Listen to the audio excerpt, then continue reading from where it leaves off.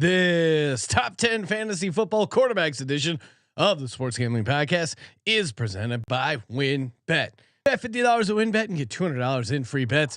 Bet big, win bigger with WinBet.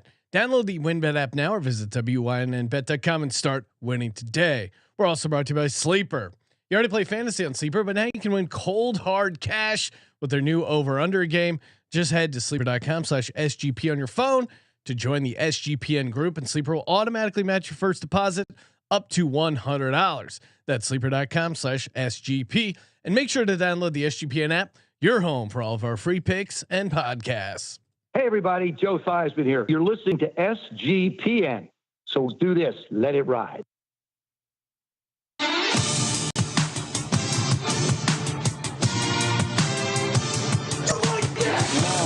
Cox. He's one of those guys who will get penetration.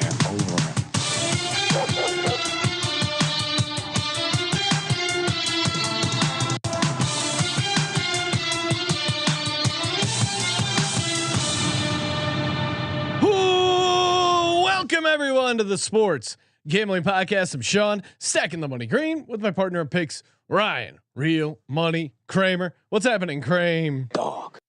Well, it's football. It's Sunday. It's football. So yeah, shit's good. It is. It's a football Sunday. Even though you're rocking your Volcom shirt, maybe you took the longboard to the studio. We live in Southern California, Sean. So how are the waves? Just making waves, as they say. What was the surf report? It was a little lit. choppy out it there, was bro. Lit, as Colby said. The beach locations lit this weekend. Yeah, Got some gnarly swells. Yeah, heading out to Catalina next weekend. Gotta dip the toe in before you dive in head first. Oh man! All right, so we kicked off our top 10 fantasy football tight ends. We already rocked that episode. Now we're moving on with our top 10 fantasy football quarterbacks for 2022.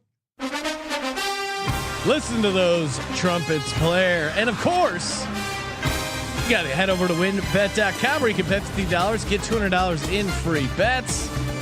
And man, this fantasy football promotion, it's the ultimate fantasy football experience. Between now and the end of July, every time you bet $500, you could be entered for a chance to win the ultimate fantasy football draft experience at the Encore Beach Club, including a 2-night stay at the Wynn Resort for you and your entire league. That's right. Imagine if you get you and your entire league and just start betting over at WinBet, just entries after entries after entries. You can literally stuff the ballot box. Normally in these sort of contests, you cannot. You get one entry.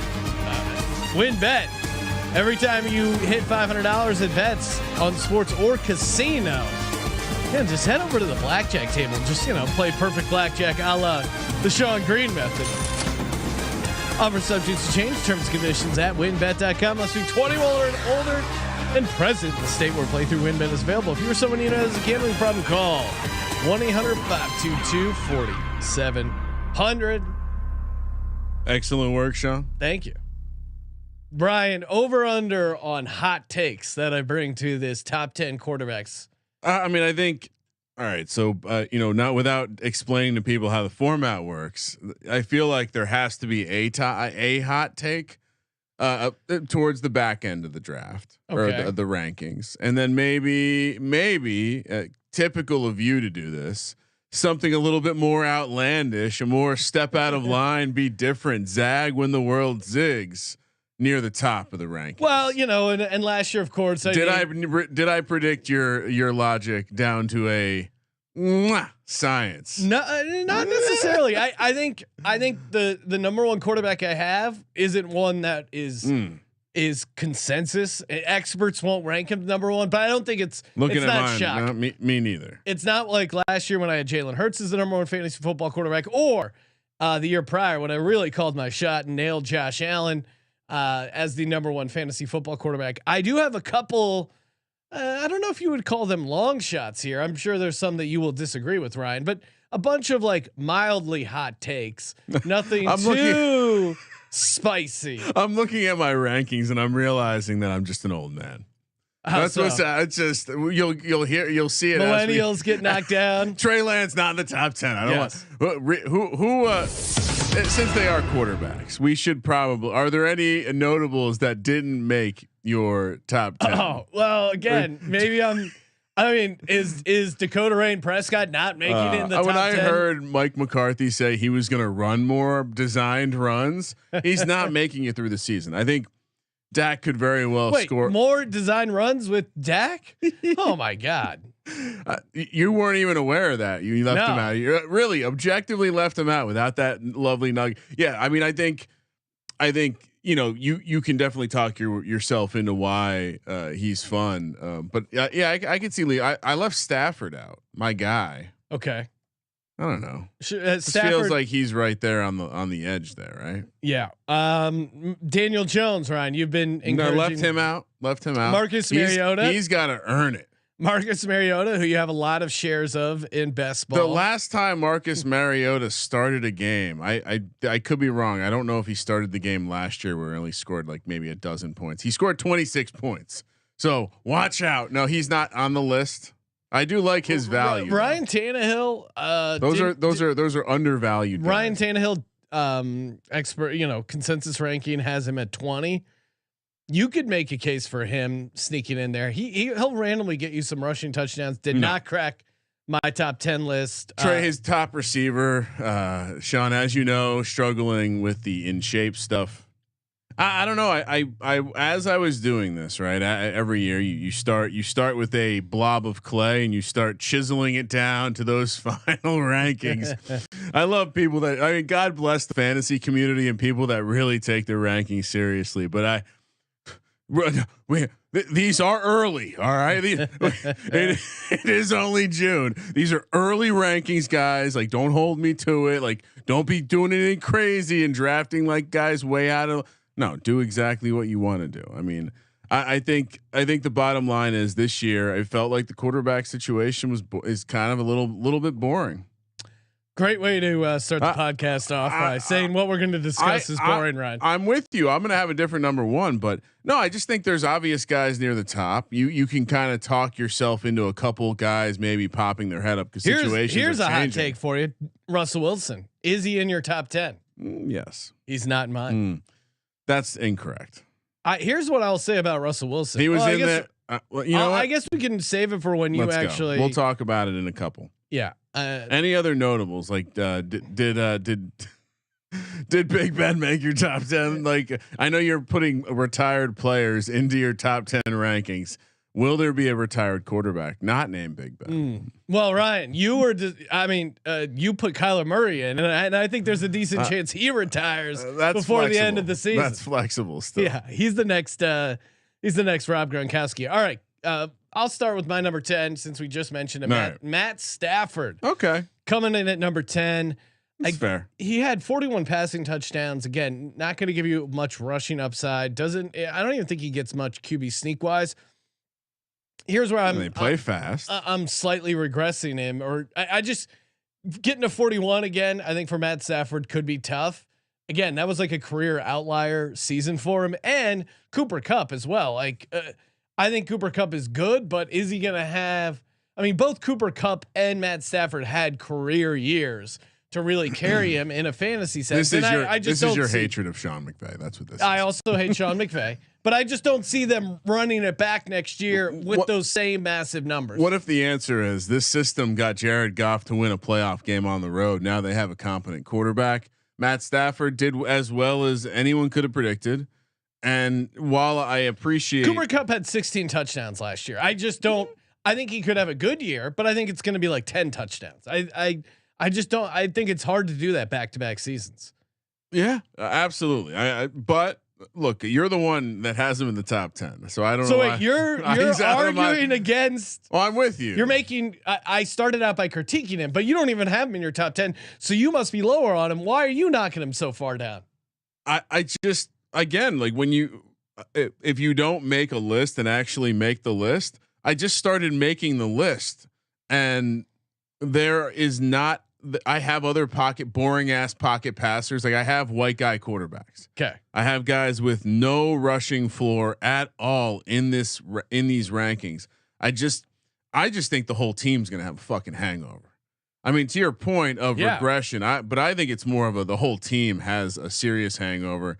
I think we like some key fantasy parts, but I also think they're going to run the ball more. Cam Akers, they wanted him to be a big part of that team. So with him back, I think that does allow them to be a little bit different in terms of an offense, and maybe they're not having to play as fast. Because to your point, like I think it's tough to get to those counting stats. My number 10, Derek Carr. Really? Yeah, I thought about a way, like how do I have a hot take in here that's really not that spicy? Because it's already been said by his brother that he is a top 5 quarterback in the NFL. So me saying he's a top 10 guy.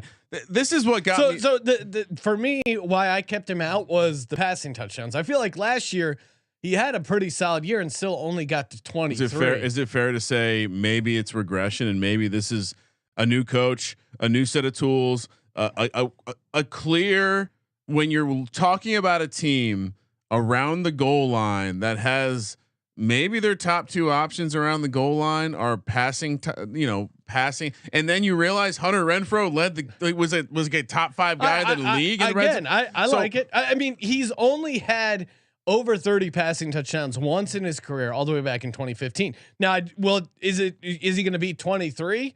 Assuming he's healthy. What about certainly. he plays in a dome? Yeah. Devontae Adams. This is a team that is going to be in some higher scoring battles.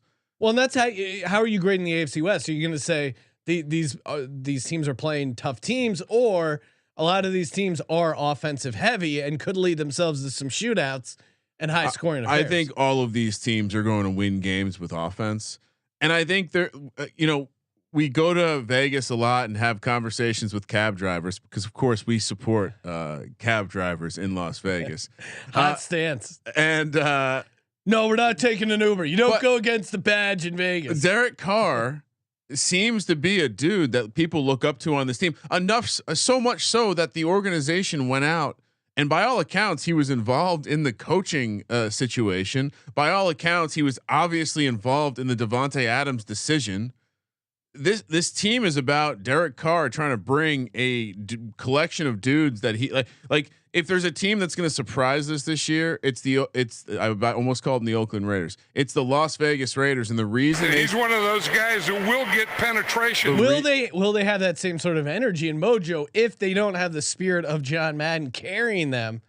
John Madden, that season? Where the fuck is he going, Sean? He doesn't fly.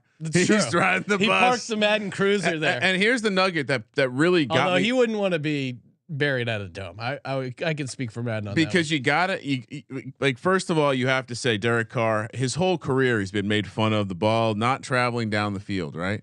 Last year, 4th in attempted passes 20 yards down the field. Okay.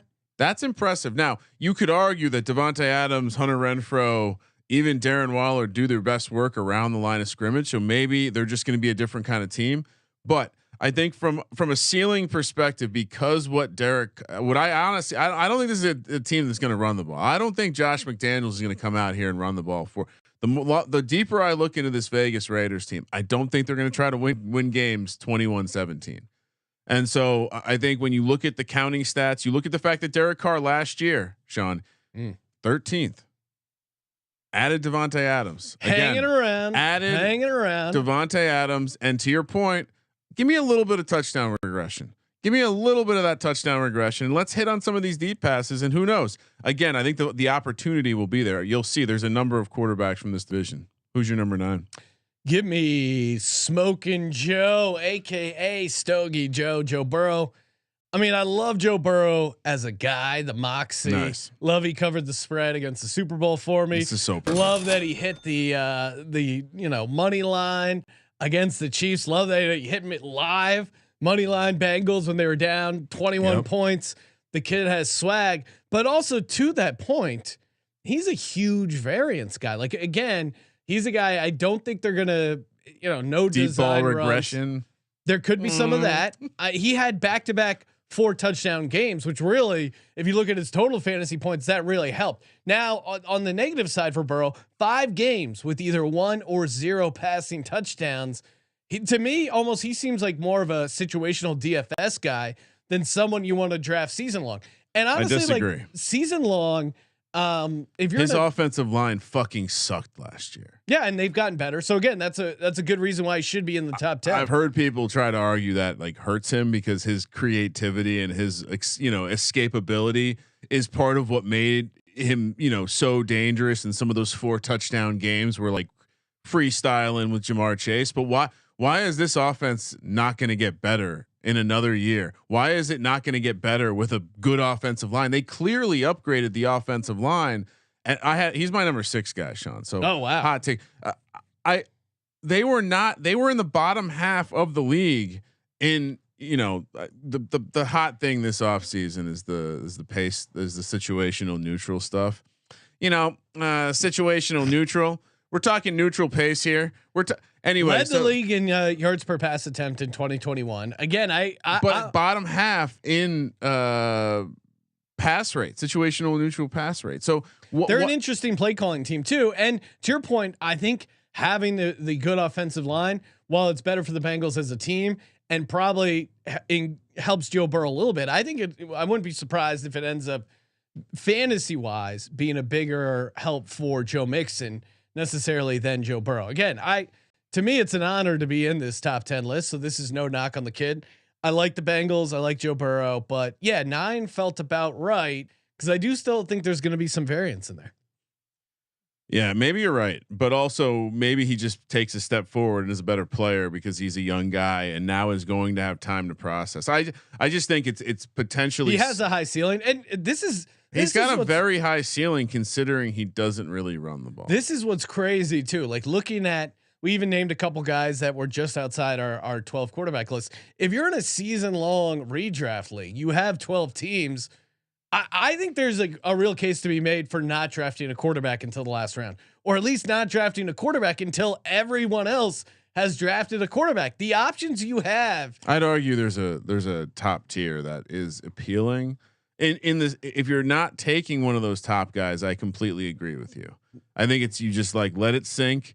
If someone crazy falls to you, if not, take the last guy. Cause to your point, like Matt Stafford is right around there for me. Yeah. Joe Burrow is around there for a lot of people. Aaron Rodgers isn't in some top 10 lists, which I think is crazy. I'm going to get to him later on, but well, who's your number 9, Ryan? Aaron Rodgers. Okay. Breaking news. I just bumped Kyler up to make Kyler. All right, so here's why I didn't put Kyler on my list. Okay. And he's probably right around. Obviously, this makes him undraftable for me. Blah blah blah. You joked about him retiring. Football is not a sport that you can go in half-ass. Lots of people have spoken about this. Michael Strahan talked about this. Especially for him and his game, fantasy-wise, you need to be a willing runner. I didn't see anything about in that last game in some of those he situations. Wants money. Yeah, he ain't gonna run. Imagine Kyler Murray where he doesn't have to fight for a contract and DeAndre Hopkins is missing 6 games. But, all right, let's talk about 2 guys, right? Yeah. Lamar Jackson, Kyler Murray. Lamar Jackson, I believe that motherfucker is will go to first down. Dog. Because he's representing himself, Sean. He's a small business out there. He knows how to get betting paid. On himself. Kyler, what's he doing? He's saying, I can go play baseball. I don't give a shit about this. The perfect thing happened with Kyler. You could argue that Kyler's start to last season was as good as it gets, right? They were undefeated. They were the toast of the town. To think, just like 6 months later, he was taking the Cardinals stuff out of his social media profile. He was the quarterback 4 after that start. They were passing the ball a shitload. They were moving. They were a fast team, right? Everything was going as good as possible, and he was only the QB4. That's more of a shot to say, I don't even know if his ceiling is what everyone tells you it is. I think there's a top tier of guys who can flat out go get you 40 points on any given day. Period. Yeah. What do you think Kyler Murray's highest scoring game is going to be? I don't think he's going to run much. I think it's fool's gold to think that Kyler is a guy that's going to be a threat, especially when you need him at the end of the season. I think we are 100% going to see another year where Cliff Kingsbury and Kyler Murray start fast. and they slow down, and that's not what you want from your fantasy I don't quarterback. even know if they're going to start fast because you look at these splits of with and without DeAndre Hopkins. It's pretty stark. We could all be wrong, but it seemed a coach that doesn't evolve over the course of a season. I can't imagine he's going to evolve season to season. And funny enough, Coach Leach told us if Cliff can figure out defense, he'll be all right in the NFL. It seems like he's going to have to figure out how to have his got to figure out Sweet psychology. 16 quarterback happy. and I just, yeah, people when these, I listen to a lot of shows in preparation as I'm prepping for the season now. And there are so many people afraid to take some, like make a stand. You can't, I don't have Dak or Kyler in my top 10. And it's both because I'm confident they will get hurt, and yet you're not allowed to predict injury. No, I did, Ryan. But this Last is about year, Christian McCaffrey, field turf. Check the tape. I like Dak Prescott, but his coach is going to run him into the ground because he's desperate for a job. That's not good for him long term. Kyler doesn't want to play anymore. No, he does not want to play anymore. How do you? It's a great. Who's the backup in Arizona? Great situation. Whoever the backup is, we should be looking to get him in our best ball. Just load up on. Just play James Conner. Sneaky stack with Colt McCoy. Or Trace McSorley. That guy's wait a second. McSorley. We like Colt McCoy now. Nah, I actually do like McCoy. McSorley. I like him as a guy. All right, so number 9, Aaron Rodgers. I don't know where you have him on your list. I have him at number 8. What scares me off of him a little bit, and he's probably right around where I guess he's being drafted here, but they were very clearly going to run the ball more. They are very clearly going to take some of those targets to Devontae Adams and make them runs, or in a best case scenario, make them short catches around the line of scrimmage to the running backs. To Amari Rodgers, creativity. I don't know, but it's hard for me to say. Definitely, there's a path to him having a higher ceiling than last year. Sean, he was 6th last year. Yeah. Overall, he was. I think. Yeah. I mean, I think if he's 6 overall last year. I apologize. He was a 6th in overall points. He was 8 in per game average. So to me, it's hard for me to see him go north of that, and so that I had to drop him a little bit just because of that. I think they're going to run the ball more. I think they're specifically going to less Devontae Adams catching easy touchdown passes, more AJ Dillon running the ball with his giant quads. See, and again, if you look at those couple, there's not a big sample size, but those games where Devontae Adams is out, they still throw the ball a decent amount. But to your point, I don't doubt he'll throw the ball still. I still like Aaron Rodgers. Yeah. I think Aaron Rodgers will bring you a certain level of consistency. I just think you're going to see he's going to have fewer touchdowns. That would be my hot take. Well, and he was coming in from 37 last year. I still think he can get high 30s, and I think it's with easy goal line touchdowns to Bobby Tunyon. I think. Yeah, I think that's how I'll be wrong. You're right. I think he's going to get easy yardage from getting the running backs involved in the passing game, aka Aaron Jones. I do like that. Yeah. So I think he's gonna be able to get pretty similar. Ryan, don't underestimate the pettiness of Aaron Rodgers, aka regular season Rodgers. We've seen him go out of his way to pad his stats like he did 2 years ago to get up to 48 touchdowns. I think he wants to send a message and saying, I'm bigger than Devontae Adams. We are splitting hairs here. You have him 8, I have him 9. Yeah. This is the touchdown regression, right? It was the touchdown percentage was 9.1. Everyone talked about it in 2020. Last year was 7, still north of his career average of 6.3. So if that comes down a little bit, he drops a couple spots back. That's why I have him there. That being said, in a season long format, again, like I'm very cool waiting to take Aaron Rodgers if he's going to be the guy that people fall asleep on. Yeah. Because everyone's talking about AJ Dillon and his beautiful quads. All right, number 8. Let's go. Wait, Rodgers was my number 8. Now beautiful transition. 8. Russell.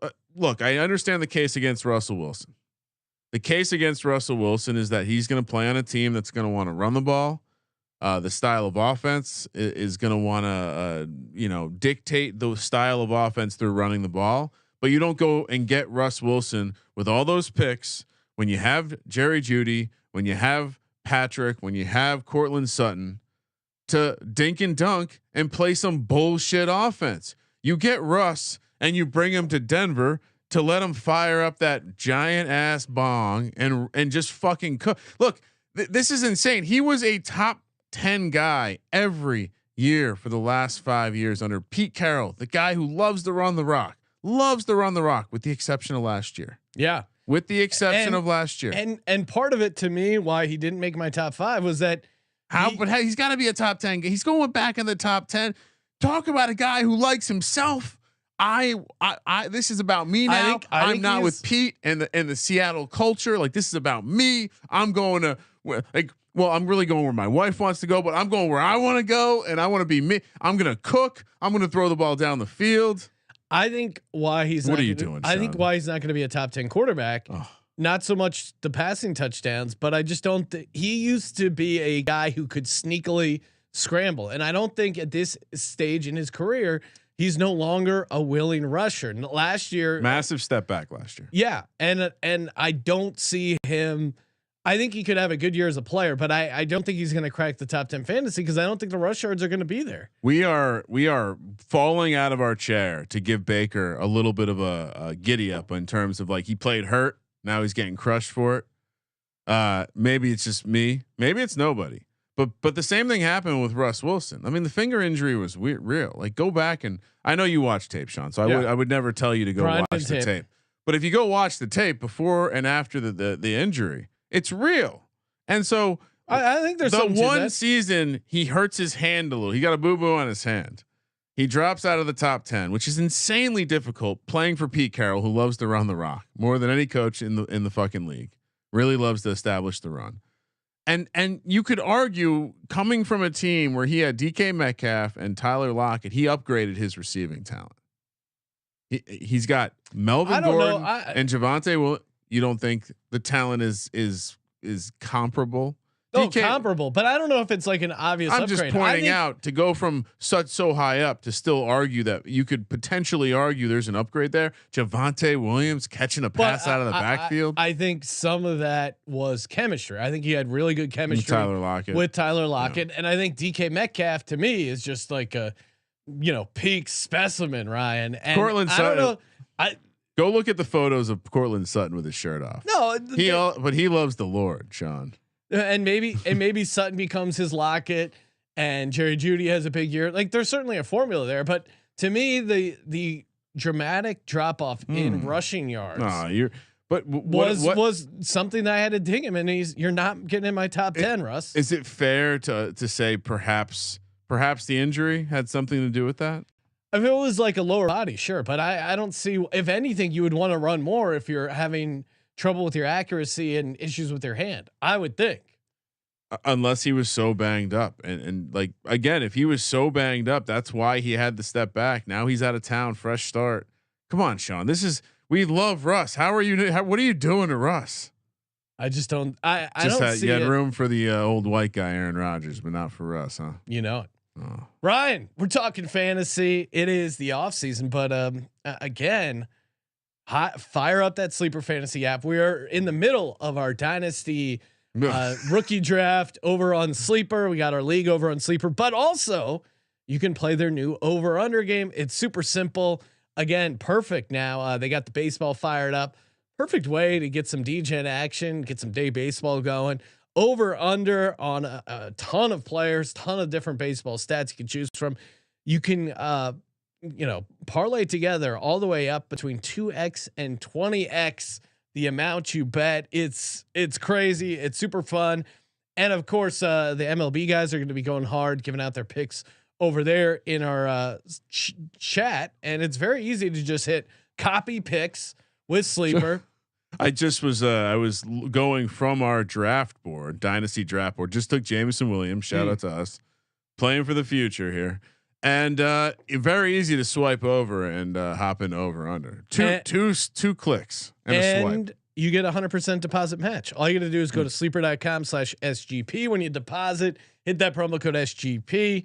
And again, you're entered into our group chat. Tag us with the plays that you guys are getting down, or copy our plays. Terms and conditions apply. See Sleeper's terms of use for details. Okay, now over to me for my number 7 fantasy football quarterback. What I'm selecting, I'm shocked right now. What? Almost as much as when Darrow took Joe Burrow from me. Throwback, call back to the best ball draft where Ryan got snaked a number of times by this character Darrow. Not everyone listens to every minute of our best ball draft. I would assume they would. I love a story where you have a motivated quarterback who loves running the ball and does so at a very high clip. Last year, 5.83 yards per carry. Oh. Give me Justin Fields, my number 7 fantasy football quarterback. What? Everyone's saying, "Oh, there's no shot." He reminds me a lot of Jalen Hurts in 2020, where and then 2021, Hurts really established himself as a good, very good fantasy football quarterback. Got a ton of rushing touchdowns. Justin Fields just didn't have the volume because he didn't start the entire season, but he would definitely have been up there. I think he showed some real nice flashes as far as, throwing the football. This is an insane take. How so? You told me you didn't have any super hot takes. Is this too hot, This Ryan? is super hot.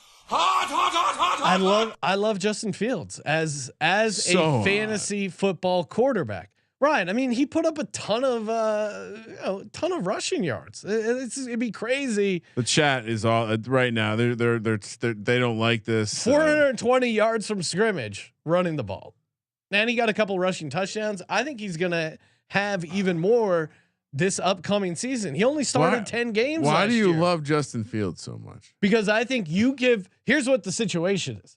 You give a guy who, to your point, Ryan, you kept horrible harping defense kind of situation. Is that what we're playing that card? Yeah, he's gonna be able to run the ball a ton. He's literally playing for his career, his job. He is a coach that didn't draft him. Does he? What do you do in that situation? You tuck the ball and run. That's fair. I mean, you have no competition. I don't understand how you could be so insanely out on Daniel Jones and so insanely in on Justin Fields. You don't understand that. Daniel Jones, we saw multiple years of him not being good. Because I think they strangely possess some of the same upside skill set that, if in the right environment, could work out. Now, to your point, if Justin Fields goes out there and runs for 1,000 yards because he's running for his life, then yeah, I'll most likely be wrong here. But I will say that this is one of your this is a gross hot take. This is like Daniel Jones had. This isn't like dog shit burning. This is like some sort of toxic waste burning on your porch. Daniel Jones didn't have a ton of rush yards last year, Ryan. No, and I'm just a point. And he has a serious neck injury, and I don't think he's gonna. And he has legit competition from Tyrod Taylor. I don't think Trevor Siemian is going to start over Justin Fields. Are you sure? Yeah, I'm sure. I do think I've heard the new coaching staff is out. Funny enough, I've heard the new coaching staff is out on just about every single one of the players that they didn't draft. David Montgomery, Darnell Mooney, everybody. They're out on everybody that they didn't draft. So no, I understand. I think I understand the case you're making, but this is way hotter than you're in your mind. In Sean's mind, Justin Fields is great, and everyone. I don't know if everyone else. I wouldn't say great. I would say he's in a great spot to score a ton of fantasy points. He's in a good situation to score a ton of fantasy points. That's what I would say. So, all right, gun to your head. Yeah, father-in-law is playing fantasy football. Yep. You're telling him, go ahead. Don't just wait till the end of the draft and take this guy. No, again, Ryan, each draft is its own unique thing. I mean, you act like I'm crazy off market. I have him at 7. The experts have him at 16.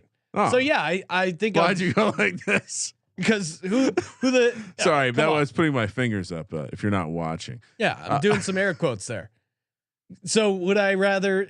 I think the rushing upside there is going to carry him.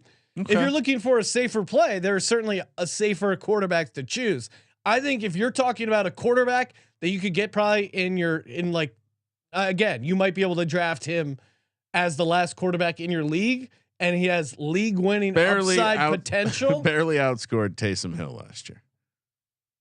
Yeah, Taysom Hill runs the ball a ton. 11 points a game, fantasy points a game, 136. I mean, I feel he just didn't.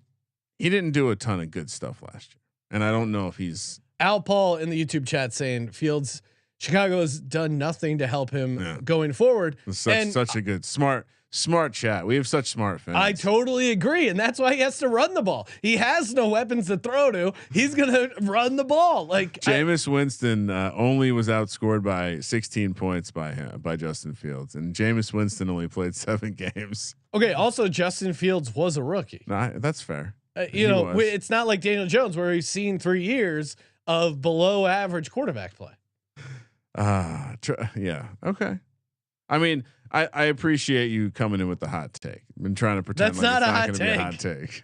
That's not a hot take. It's just the truth. All right. Justin Fields is going to finish top 10. So Justin Fields, final answer, number 7. Yes. Okay. My number 7 guy, a guy who actually deserves to be in the top 10. This isn't. Oh, that is a shot. It's Jalen Hurts. Okay. This is where he goes. I think where did he finish last year, Sean? That's the kind of thing you have memorized, right? He was top 10. On a per game basis, he was 6. Yeah. Overall, he was number 9.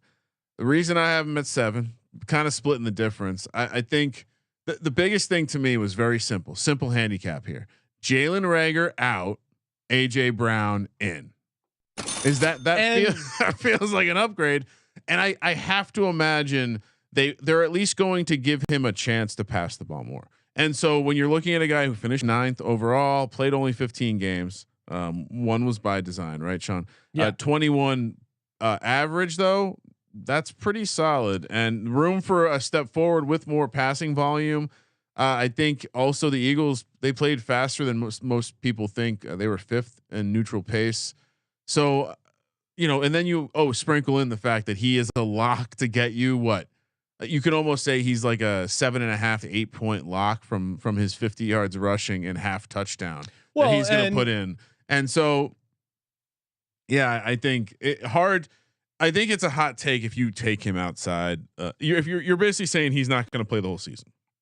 Yeah, and you're saying that because he's going to get benched. Or I would say there's a world where he missed the game and he finished 9th last year. The Eagles are more competitive. I mean, he did pad some of those stats early on when they were getting blown out. Like you look at those like first 6 games, he had some like spike games in there when he was playing in garbage time, kind of racking up some rushing yards. I would say, and I'll save some of my positive stuff for my Jalen Hurts. You left him out of your top 10. No, I have him higher than that. But I would say the Eagles have not brought in a running back that is going to take his goal line carries. He is the goal line running back right now. Or at least I think he's still going to get enough of, carries within the 5-yard line, the sneaks to dive into the end zone. 3 guys on this list who are also their team's goal line back, and the other 2 are much higher up on the list. So in some ways, Jalen Hurts the value. The reason he's lower on the list is because the passing's a problem, but he did all of that last year in spite of his inability to pass the ball. Yeah. And I think just having someone again, Jalen Reagor to AJ Brown, at least that gives him someone with a big catch radius that can do something with nothing. Jalen Reagor couldn't do anything with nothing. My homerism aside, it's not uncommon. No, it's not uncommon for a quarterback to get better, to make a jump from their first year as a starter to their second year as a starter. Second year in the offense. Why I like Justin Fields, and then why I like Jalen Hurts better, because Jalen Hurts has more consistency, better weapons, better offensive line. But Justin line. Fields isn't in the second year of an offense. That's why I said I have Jalen Hurts higher. To me, that's a very important thing. So Jalen Hurts 7. Who's your number 6? Tom Brady. Okay. Well, my 6 is Joe Burrow. We already talked about him, and my 5 is Tom Brady. So we can talk about him at the same time. All right, Tom Brady. He was number 3 overall last year, which was kind of insane. It's weird. Like I think people don't talk about him enough as a fantasy quarterback, just because he's just kind of an annoying guy who won't go away. Allegedly, again, air quotes, Gronk won't start the season with the Bucs. He will eventually play for them. But I think, the ETR guys were making a good case about how Mike Evans is actually the guy that, would be really massive, would be really good. And you know, in the same way that Rodgers had a lot of those like 1 yard touchdown throws to Devontae Adams. I mean, Mike Evans is a master of that. And in best ball, and I'm kind of kicking myself for not having more of these, but Mike Evans, Russell Gage, Tom Brady stack is very easy to pull down. And again, like Tom Brady, as annoying as he is to root for, unless you're like a hardcore, it's a baby fucking wheel, man. The guy just produces. There's zero rushing upside. Although I feel like he's decent for I'll pull up his goal line. I had not finished the quarterback rankings when you shit all over me for failing to get Joe Burrow and then panicking and taking Tom Brady. I think a round or two later, maybe a round later. We seem to both agree that Tom Brady is maybe the king of the pocket passers. Yeah. Still, it's all about the fact that unless not having Bruce Arians, although you claim that Tom Brady's the offensive coordinator, so yeah, that would be helpful. They were second in pace, second in neutral 43 pass touchdowns. Rate. And I think, but they pass more than any team in every situation. And do you see that up going by down? 3 touchdowns, pass down by 3 touchdowns, pass? No, because Chris Godwin's not there. It doesn't matter. Tyler Johnson slide. I mean, up. You think Todd Cameron Brate slide out up? Do you think Todd Bowles is going to tell Tom Brady what kind of offense they're going to run? Josh Allen was the top guy last year at basically 24.5 points per game. Yeah. Played all 17. Justin Herbert after that 23.25, and then Tom Brady after that down a half point to 22.75. Patrick Mahomes was 4th, another almost full point below that. So, I mean, again, I think Byron Leftwich could end up being a good coach, but it's just hilarious. Tom Brady says good things. Yeah. He's the offensive coordinator. Yeah. He's 42 years old. Do you think Tom Brady is going to let an offensive coordinator that's 2 years younger than him, that's Byron Leftwich, explain how to run an offense or play quarterback to Tom Brady? Who do you think threw the most deep balls in the 20 yards down, most attempted 20 yards downfield or more in the NFL last year? Tom fucking Brady. The ceiling is there. Again, he doesn't run, but it doesn't matter because they pass when they're beating the shit out of teams. They don't run the clock out. They pass the clock out. This team doesn't give a fuck. Tom Brady doesn't give a fuck. And the scariest thing is when you come across another creature who doesn't give a fuck. That's dangerous. Shout out to Sheba Mania saying Davis Mills will be top 10 by next season. That's a hot take. That's what's hotter, that or Justin Fields being a top 10 fantasy quarterback. I think it's maybe equal. Anyway, Tom Brady, my number 5 guy. I would say for me, this is the end of the average people area, because for as much as we love Tom Brady and he did great last year, he is facing that horrible ceiling or that glass ceiling of I don't run the ball at all. And some of these other dudes I'm about to go against are just, they have that. So, and he's old. I think it's not as fun to end up with Tom Brady. No, again, you probably had him for a season. So, okay. So it sounds like we definitely have 4 of the same guys left. I'm curious who your number 5 is. Patrick Mahomes. Oh, ooh, spicy. Yeah. I mean, I keep going back and forth. I do think the offense is going to figure out, new opportunities. I think it's going to be, that's what you hear when you get fired. Yeah. Pursuing new opportunities. I mean, I just don't understand how Tyreek Hill doesn't have a negative impact on the Chiefs and Mahomes. And again, 5, I think, is a reasonable take. There were times last year where teams, I wouldn't say they figured him out completely or whatever, but they were clearly playing some defenses, which Patrick Mahomes struggled with. And you throw in the fact that Tyreek Hill, he had 1,239 yards and 9 touchdowns. I get you'll be able to replace some of that. But again, his speed alone opens up the middle of the field for Kelsey. Like he's a problem. It does seem like when the defensive coordinator looks to scheme up the week, he doesn't have like a picture of Juju up on his wall going, we got to figure out how to stop this guy. We got to figure out how to shut down Mecole Hardman or Valdez Scantling. I'm optimistic about the Chiefs and Andy Reid and Patrick Mahomes to be able to figure out something that works. And again, that's why I have him here. But again, as far as like top 4, that's my knock against him is no Tyreek Hill. I think is going to hurt your numbers. I just don't see how it doesn't. I think the other thing is why wouldn't the offense change drastically? So to look at what he's done in the past, even last year, probably a pretty good year, played the whole season. I know some teams got in his grill a little bit, ended up still being the 4th guy. So I have him one spot ahead of you. I have him my 4th guy. And I think part of it is he's not his team's goal line back. Part of it is I just don't like the Chiefs to throw as much as the other teams that I have up here. Isn't there? They were the top team last year in terms of pass rate. They're almost certainly going to take a step back. This is going to be an offense that is what based on what Travis Kelce can do.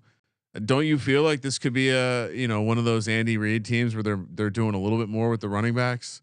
Maybe they're transforming a little bit. Juju is what, a big physical bruising wide receiver you get on the field when you're running the ball a lot.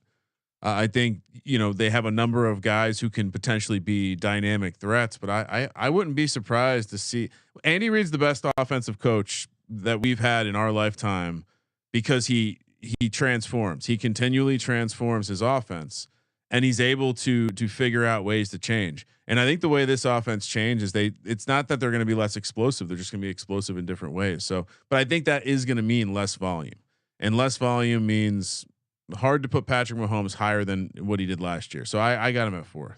Who's your 4th? My number 4 is Jalen Hurts. Oh wow. Woo.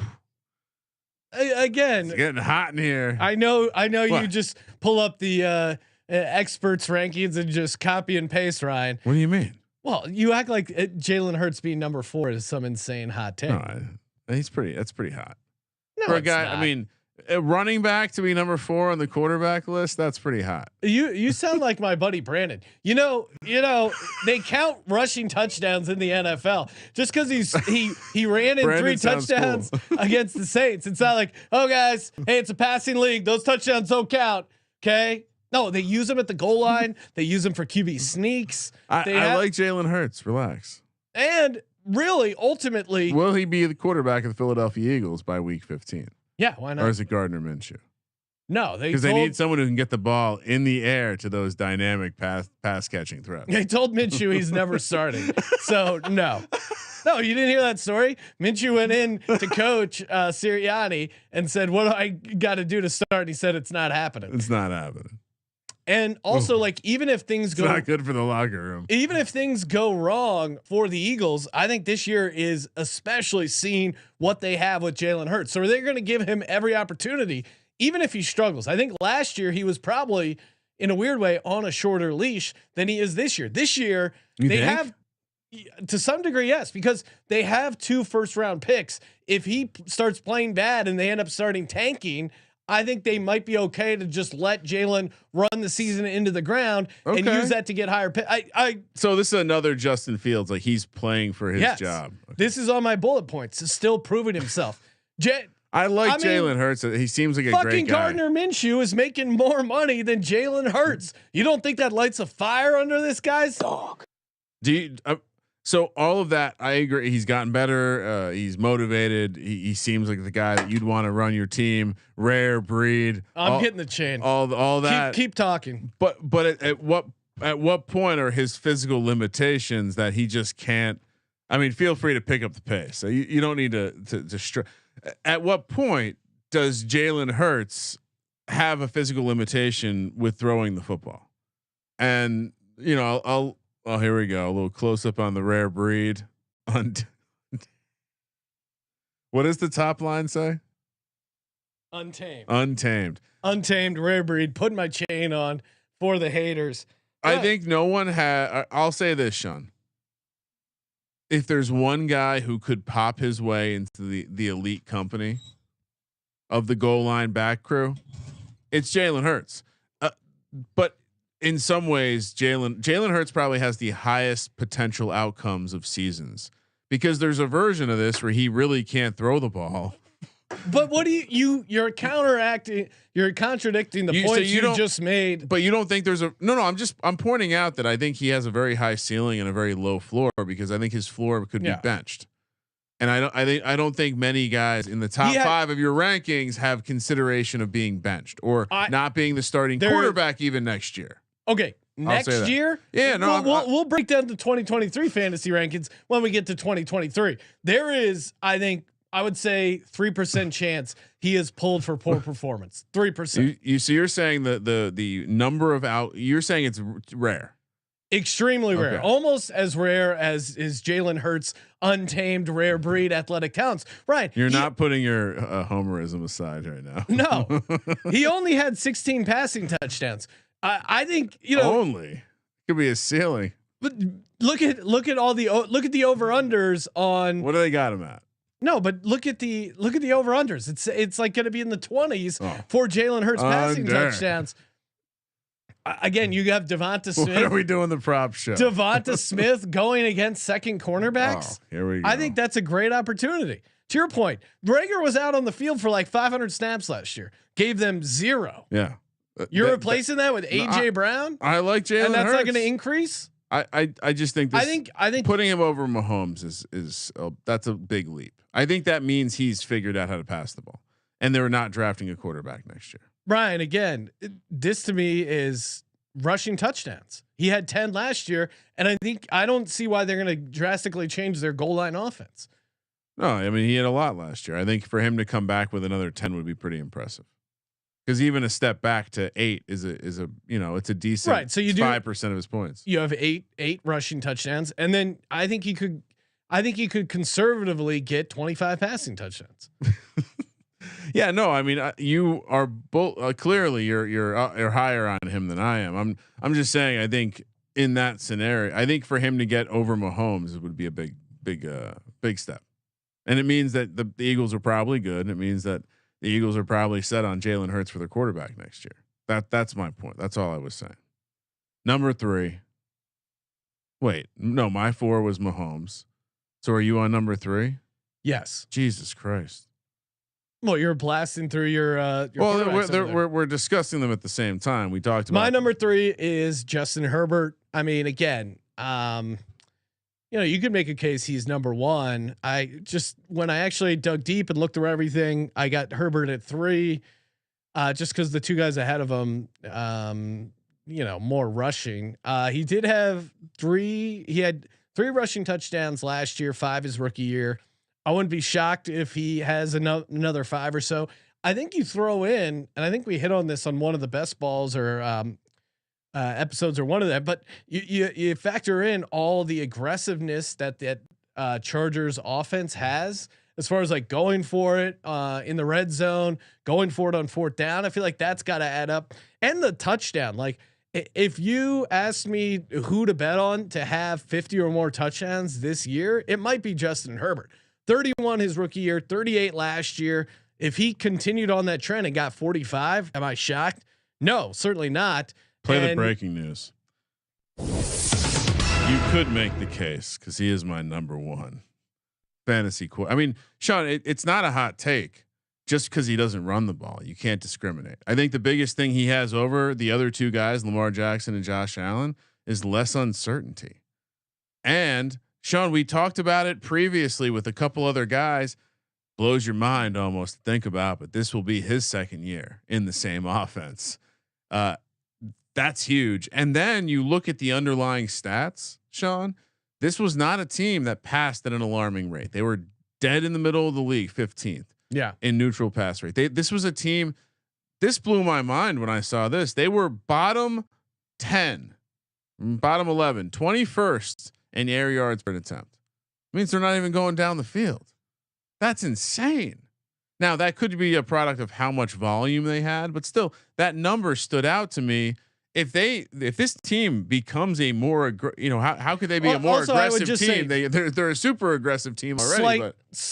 Maybe a slight knock on them was they were playing from behind in a lot of like situations. And I think there's a world where their defense is a little bit better than last year. They're playing in some more competitive stuff. But I don't know. Again, it's a slight knock on them. I think the defense being better just prevents 10 play drives where the other team is just running it down their throat because they couldn't stop the fucking run. So you could argue that almost helps them. Yeah, I mean, I'm just thinking of games like that one against the Browns where it got insane because they just ran the ball down their throat. Who? The Browns. Yeah, and it became this crazy shootout. I'm saying if the Chargers are a little bit better defensively, fewer opportunities, maybe. No, I that would be my knock against him. I'm super high on him.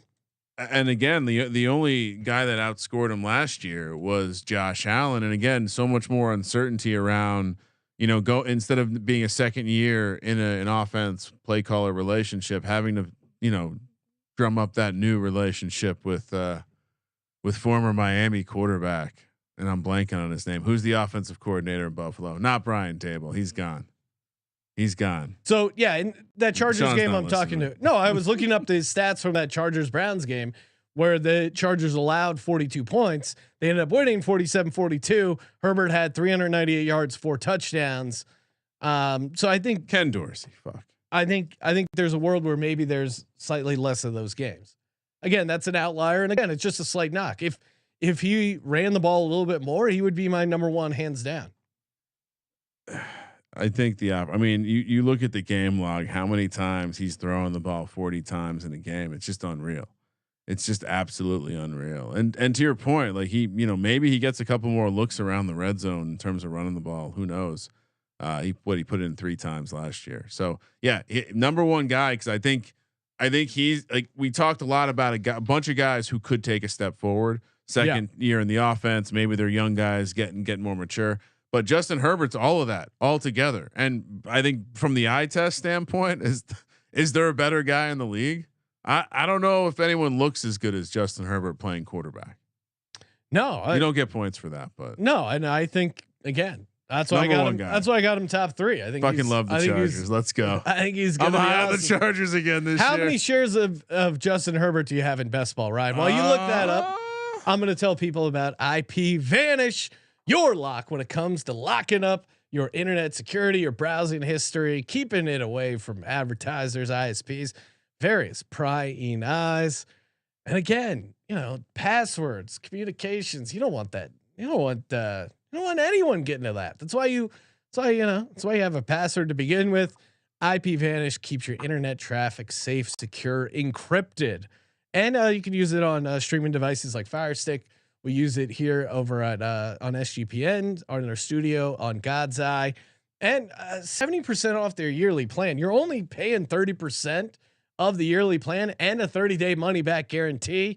Again, I've been skeptical at times with using a VPN, but when I tried out IP Vanish, I was completely won over. IPVanish.com/SGP. Use our promo code, help us out, toss us bone. And again, toss yourself a bone by locking up your internet security. IPVanish.com/SGP. It appears I must have them on too. We'll call it 11%. So why do you not have your number one quarterback higher? Not enough teams. Because I haven't been. My ownership in general on premium guys is not there. As you know, you've sat with me and we've done almost a dozen of these, and I'm generally scraping. At least in best ball, I'm a little bit more comfortable scraping the bottom, taking 3 guys and hoping for the rotation because, as you know, quarterbacks score a lot of points, especially when you can get a guy like Derek Carr, my 10 guy, towards the end of the draft. I have a similar amount of all of these top guys, I think, because I'm not necessarily taking them. Now, that being said, in season long, I think I'm going premium quarterback. Okay. I mean, just look at where they go. Like, especially, we can talk my number 3 guy, but like Josh Allen, even look where Josh Allen is going. He's a goal line back. Checks that box. Yeah, career high in rushing yards at 763. Scored 30, juicy yards per attempt, 6.3. 34 red zone touchdowns. Are you fucking kidding me? It's between insane. Passing and so yeah, I guess a little bit of a reliance on the offense being so fucking good, having so many opportunities. But so you have me at number 2, even without 3. Brian Dable. 3. Oh, because that's why you have him 3. So yeah, he gets knocked down a little bit because I know you think this is a bit. I think it does matter when you lose. So in this realm, I think you lose your play caller there's question mark there, especially when it's Ken Dorsey. I think Brian Dable clearly has shown everyone he's a dude. Well, and again, he's that's why I don't have Josh Allen number one as well. Sean McDermott, again, this is probably coach speak because I think Allen does whatever he wants when he's out there, but he said he wants Allen to run less, and I'm kind of skeptical of that because you saw the Bills' offense really turn a corner when they started peppering in some designed runs. You know, they would, you know, crazy amount of passes. And then they would, you know, sometimes they wouldn't be a couple drops, couple incompletions, weren't getting in a good flow. They would just go to Josh Allen as in a designed run. The positive spin on that is okay. Yeah. Run less between the 20s and still run inside the 10 because that's where the run becomes more valuable, right? You're the mismatch, all of that. That's why he is such a dynamic goal line back. It's why it's really like, if you see anyone with him outside there, I mean, I guess you're talking to some guys who don't have Kyler in the top 10, but yeah, if you have Josh Allen, it's really hard with his size, everything about this man. How he can't get hurt. He wants to play football, unlike that pussy Kyler. There's the scariest thing to me is, you know, maybe they want to run him less, and that turns into them actually running him less and hurting the offense. And maybe their pass rate goes from third in the league down a little bit, or maybe they just continue on being who they are. Now, I will say, what you know, with Beasley not being there, does anything change? I know that clearly Beasley and him had a good rapport on the field. No, and again, can they replace that? Is the James Cook thing, is that there because it's going to even be more opportunity for him to dink and dunk and get more garbage, easy fantasy points? Ryan, you're waiting. You know, I could be unveiling one of the hottest of hot takes with when we break down the receivers because I am super high on Gabe Davis. It feels like the perfect turning of a corner. How high are you though? Because his ADP is up into the 4th round. I know, so maybe I'm not. You're not that high on him. It's getting to the point where the way to go with Josh Allen is stack him with James Cook and Dawson Knox. Otherwise, you're paying 1st round for Stephon Diggs. You're paying 3rd round or 4th round. So to really stack Diggs with his top 2 receivers, you're going 1, 3, 4, and that's probably too rich. Like even if they pay off, you really need to hit elsewhere to be different and win, especially in the best ball format. Now, season long, like I said, I'm going premium. I want a premium guy. I'm not fucking around. I want one of these guys at the top, these Escalades who can straight up. It's like 40 points is not that crazy for any of these dudes. Why? Because they could put a couple in on the ground. Justin Herbert can throw for 400 yards every game, and you know everyone else is just a running back. Now my number one. This will depend. Wait, who's your number 2? Josh Allen. Oh, okay. Then my number 2. You're number 1. Yes.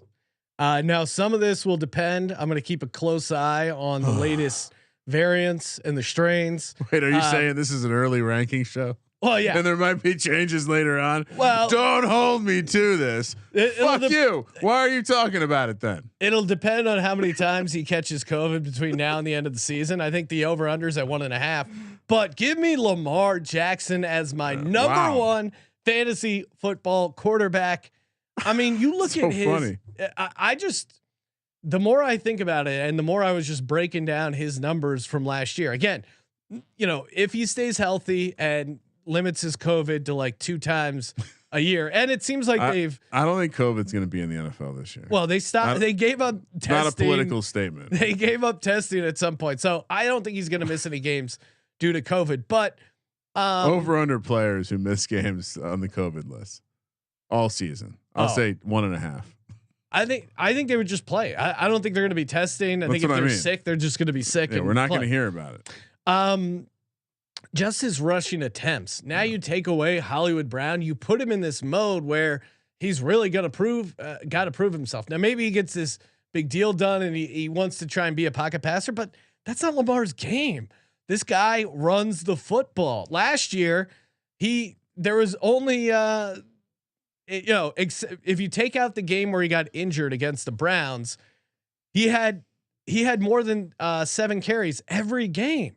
I mean, he had a 21 carry game, 14, 16, 17 carries. You just can't factor that in enough. And I do think his passing touchdowns of only 16 were a little bit of an outlier. I think they're going to come in with a better offense. On that point, real quick, 4.2 touchdown percentage last year. The year he had 36, it was 9. Obviously, that was not going to be sustainable, but career average a lot closer to his 2020 season of 26 touchdowns. So, to your point, like some regression is definitely coming in that regard, even though Hollywood Brown is out. Yeah, I think you get Lamar up to like 25 passing touchdowns. He's still carrying the ball 10 times a game, which there's no reason to think he's going to be running the ball less. I mean, I just don't see how he doesn't have an awesome season. And again, he had a abnormally low rushing touchdowns as well last year, only 2 compared to his previous seasons of 7, 7, and 5. So I think if he just gets back to his career averages, he's going to be up there. And if you throw in the fact that I think he's, could be inclined or even run more than his historic average, I think most people he's in a great spot fantasy wise. I think most people would be surprised to find out his max for rushing touchdowns in a season is 7. Yeah, like that to me is a number that if he has 10 like Jalen Hurts had last year, I think again that's why I have him number 1. Well, I think his ceiling is really high. The floor, if you factor in the injuries and COVID and that kind of stuff, could be pretty bad. But if you're getting Lamar Jackson, in a redraft league, I really like that. And you could probably still get Mark Andrews as well. I mean, just that multiplier, right? Being, every rushing touchdown is worth 1.5 passing touchdowns. So to think 10 becomes 15, 15 plus that 25, you're right there at 40. And I think then you add in those rushing yards. I will say this. I think the way that this gets undone is the contract. Something happens because I think either everything's happy and he's playing fucking hard, or he's in a contract year and he's playing fucking hard. And to the point of, I think Hollywood's irrelevant to the conversation. I think you're going to see Bateman thrive more and be featured more. You're going to see Andrews continue to be an absolute dominant threat. And you're going to see this rushing game with Gus Edwards back, J.K. Dobbins back, and sure, it's going to take overall volume away, but they're going to get back to being the team that they are, which is a dominant offense. And what do you want to see from your running backs and your goal line backs? Opportunities in the red zone. So I think through the lens of this quarterback rankings, I am going to be, I think, fairly high on this Ravens team this year as well.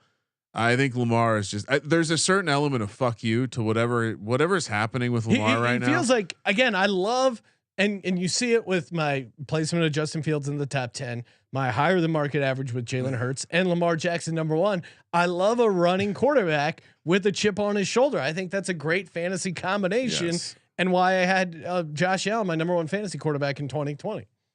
When people like didn't have him top 10. I remember you. I mean, that was a hot take that paid off. Yes, that would be like saying Daniel Jones is going to be the number 1 guy this year because he got Daves, the man who made all of that. Step 1, be a number 1 guy in the Giants. Now here's the question. So I have Herbert, Jackson, Allen, Mahomes, Brady. Those guys are all being drafted at different points in the draft. Who, from a value perspective, Sean? Who's the guy? Who's the guy you're in best ball? Well, best ball's a little bit different, but who's the guy you're going to end up with the most in best ball? Maybe it's just a stack thing. Yeah. Because to me, Lamar, I guess it probably going to get more expensive once this episode drops, but Lamar stacked with Mark Andrews from a premium standpoint. Duvernay, you can get basically free. Lamar with Duvernay, with Bateman, there's potential there. You can even, Lamar naked has always been something we've endorsed here on the Sports Gambling Podcast. I think the guy that, I think Lamar and Herbert obviously are interesting because Lamar in the 5th round, right? 5th round is where you get Lamar.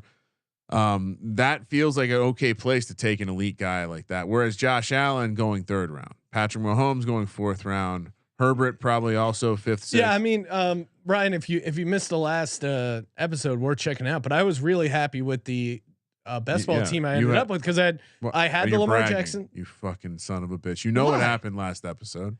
No, You know what happened last you were episode. asking me who do I was up- going to have T. Higgins, Jamar Chase, and Joe Burrow, but Darrow fucked me. And then you just fell into a beautiful Lamar Jackson, Mark Andrews stack. Lamar and you Jackson's, and you were Andrews. about to brag about it. And then I said, also "How had- dare you, you son of a bitch!" As my backup sack, I had Derek Carr. That's right. With Devontae Adams, and looking at that, and then I went basically 0 RB. Took a lot of bullets on some long shots, but I was really happy with that team I put together. Now, as far as your value thing, the more I look at it, like, why do we not have? And I don't think I have any ownership of him.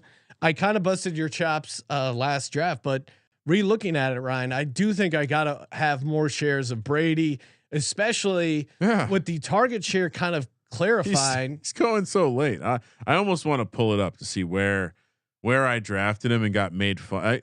I might as well have taken Dak. No, Prescott. you drafted him like 2 rounds early. Was really why I was laughing. No, I didn't though. I don't think I did. That's what we just learned here. And someone to kind of look out for. I know everyone thinks Cam Brate's going to be the guy, but shout out to ETR. Cade Otton, the tight end that the Bucks drafted in the 4th round out of Washington. He could be kind of he's interesting. Like if you have Tom Brady in your best ball draft, like taking him as your last 3rd tight end could be fun. Joe Burrow got taken in the 6th round right before me. I then took Tom Brady in the 7th round. I don't think that's too early for my 5th ranked fantasy football quarterback. And I don't think you have a problem considering the next ones taken were. You had Mike Evans as well. No, I didn't have Mike Evans. Okay. I'm not So that's bragging where you about a messed up. stack. No, obviously I could have done better, but Tom Brady in the 7th is not horrible. After that, Dak, Trey Lance, Matt Stafford. Yeah. I mean, you talk about value guys, obviously Justin Fields for me is a massive value guy. Brady, I think after looking at this, I think he is a guy. You can say, I'm sorry, you were right. For me, it's Derek Carr. The more that if you were to expand the rankings, Daniel Jones not that far outside the top 10. Derek Carr and Daniel Jones will be on a lot of teams. Marcus Mariota. That's not like most people don't do two quarterback leagues or leagues that you'd want to take Marcus Mariota.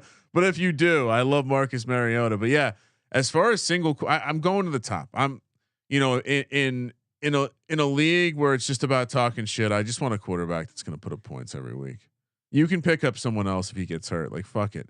Go early. Take Lamar. Is it Lamar in the 5th? Is that the ultimate pick? I think it is. Yeah. Herbert's going in the 4th, 5th. Lamar's going like 5th. They're both good. Those are probably the 2 guys I like the most. Before we close it out, shout out to Kyle, massive Viking fan, assuming we have Kirk Cousins number 1. Kirk Cousins just off my list. Justin Herbert's my number 1. Unfortunately, Lamar is Sean's. Kirk Cousins not even in my top 15. Well, I would say I didn't go past 15. I have him. I think a couple shares of him in best ball is like my 2nd stack, especially if I ended up with Justin Jefferson, because you could definitely talk yourself into a world where new offensive coordinator, you have Justin Jefferson and Thielen. You kind of have to. I guess there's and you're a world playing in where a dome. If you're sitting on the 2nd pick and your pick is Justin Jefferson, you kind of have to like Kirk Cousins as a top 12 guy. Like he's the guy you're taking at the end of your draft then, right? Yeah. If you're saying don't wait till the end and just take a guy. Yeah. Like if you took Justin Jefferson and whatever, where is he going? 1st round and well, that's what I'm saying. If he's the guy you like at number 2, the 2nd pick, 2nd overall. Yeah. He's going that high. I mean, after Taylor, it's whoever you like. Is it Chase? Is it Jefferson? Is it Cup? Is it McCaffrey, Henry, Eckler? I think so. To me, if you love Justin Jefferson, you also kind of love Kirk Cousins, which is that's why I don't love for me, Justin Jefferson falls after Cooper Kupp, falls after Jamar Chase, probably even falls after some of I don't know. Justin Jefferson being the number 3, number 2 guy is pretty crazy to me. Yeah. Well, stay tuned for the wide receiver rank. I like Jefferson, but not quite that high. All right, everyone. Taping this on a Sunday night, football Sunday. Tomorrow is Merch Monday, and very easy to get in for your chance to win free gear every Monday, aka Merch Monday. All you got to do, send in a review on Apple Podcasts of the Sports Gambling Podcast. Take a screenshot right before you send it in, and then open up your SGPN app, click the contest tab, submit it, name and email, and you're good to go for your chance to win free gear every Monday, aka March Monday. Thank you for participating in the Sports Gambling Podcast. For the Sports Gambling Podcast, I'm Sean, stacking the money green, and he's Ryan. Sean, in 41 days, the Hall of Fame game will be here. Kramer, let it ride.